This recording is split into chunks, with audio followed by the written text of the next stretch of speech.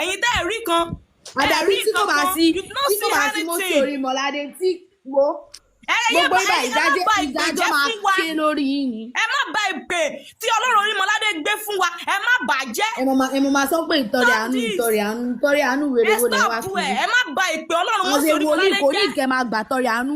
Èèyàn tí ẹ bá ṣe nǹkan fún àbí tí ẹ bá ràn lọ́wọ́ lórí àdájì ẹ gbà ọmọ fún yín.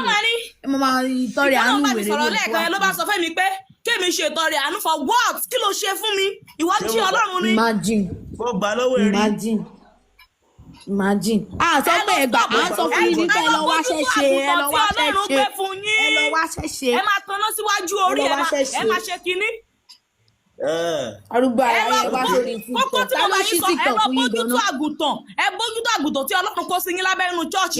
Ẹ má wá sórí social media. Ta ló ṣí TikTok fún yín? Ẹ má jíṣẹ́. Èèyàn tẹ́ bá ti pàdé ẹ jíṣẹ́ fún kán lè mọ̀ yín. Kẹ́ lè ní followers. Ẹ má fi wá jẹun mọ́. It's enough. Enough is enough. Thank you, ma. It's enough. We have come TikTok. Àti wá láti wá fún yín. Ta lè fẹ́ máa appreciate fún. Mad. Yes, ma. Thank you, ma. Ẹ má wẹ̀ bọ́lẹ̀.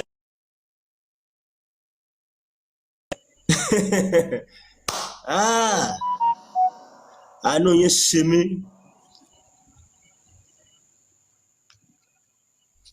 Ẹ má lọ mọ́ o, ẹ dúró síbẹ̀.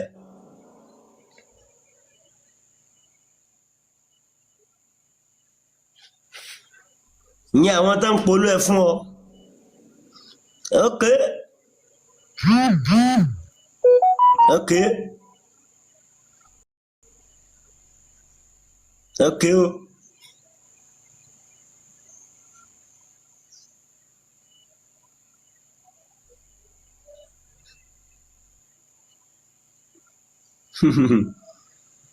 Okay.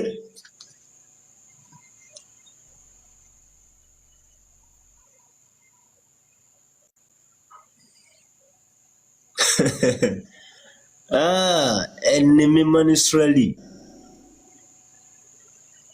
kìnnìún ẹ̀yà Júdà.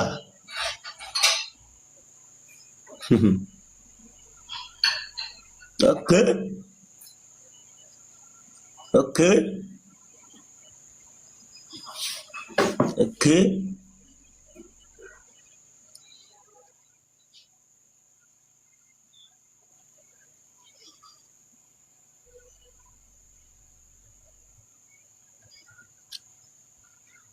Ẹ ti pọ̀ tó àtọ̀gá tó rán yín àtẹ̀yìn. Ọlọ́run tó dá ayé àtọ̀run o.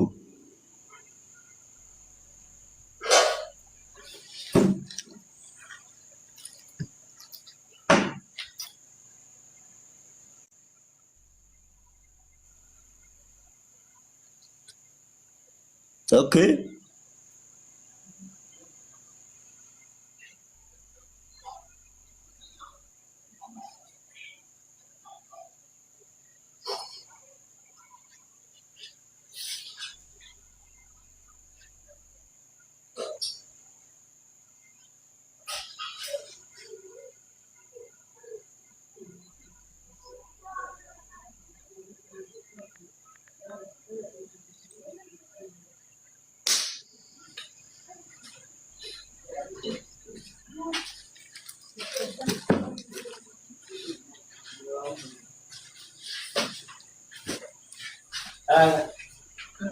God bless you.